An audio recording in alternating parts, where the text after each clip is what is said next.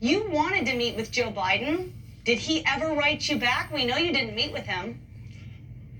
So I offered an invitation to say, hey, come and see me. I'll go to you while you're in Pennsylvania and Philadelphia. I'll lay out the reason and justification for this forensic investigation. I'm not afraid to lay out facts or stubborn things, but of course, he did not even acknowledge receipt of the letter, sadly. And we had direct contact with his office on this. It's a sad thing that we can't even have a conversation. Instead, we have to sit through a speech that's very fiery with extreme rhetoric and laying out things aren't even true. And so I would say actually the greatest challenge since the Civil War to our democracy, as he calls it, to our republic, was Democrat President FDR interning 120,000 Americans of Japanese descent. That was a big deal. Or how about the attacks in the Capitol in 1954 by Puerto Rican separatists, or bombs going off in 1977 and 1983?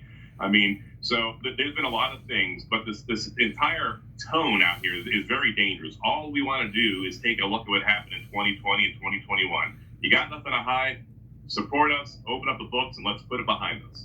And it shows the Democrats are finally taking us seriously, because when the Arizona audit started, Biden didn't go out there. The fact that you all are trying to start the audit there in Pennsylvania, they like to act, the attorney general there, the governor, that it's only Doug Mastriano. He's the only Pennsylvanian who wants this. And yet you got Joe Biden to actually leave his basement and come there and give a speech in the Constitution Center. Isn't that ironic?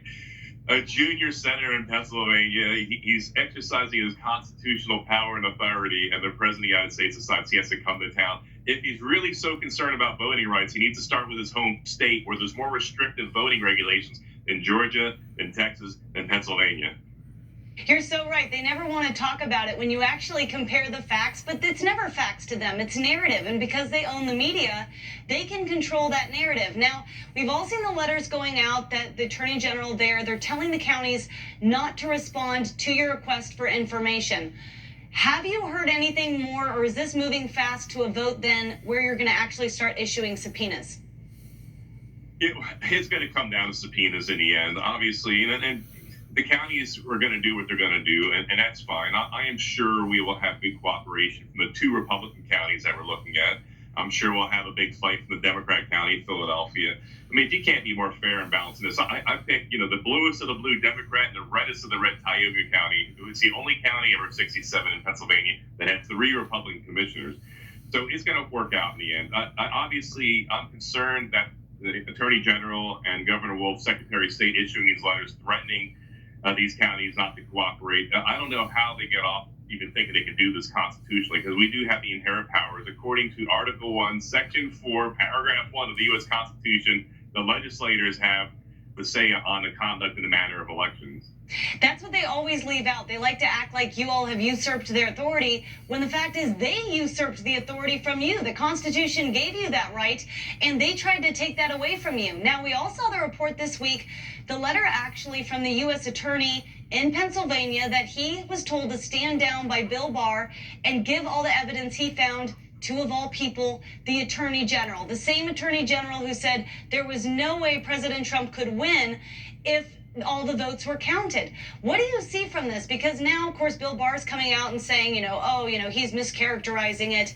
But this happened. This was never investigated because of that Attorney General.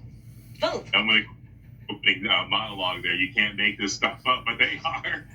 You know how helpful that would have been, had the federal district attorney in Philadelphia move forward. I hold my hearing, all this evidence comes out, and then there's no momentum. Had he done the right thing in Philadelphia and stepped out, irregardless, it wasn't unanimous that I do this. And, there's a time that I learned, as an officer in the United States Army, that there are lawful orders and there's unlawful orders. Sometimes you have to just move out and do the right thing. It's so sad to see, because no one's been investigating this, and we have to see the truth from these subpoenas that will get the information. How long do you think this is going to take? Because, of course, they'll probably refuse to abide by the subpoenas in the courts.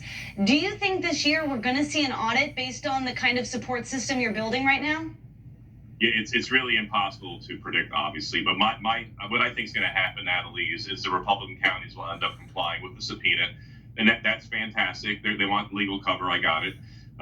We'll go through that. We'll find some things there. And, of course, meanwhile, Philadelphia will be holding out. And, obviously, the messaging will be awful for Philadelphia. What do you got to hide since the Republican county cooperated? If we could do this without interruption, without a lot of court challenges, we can knock it out in 2 months.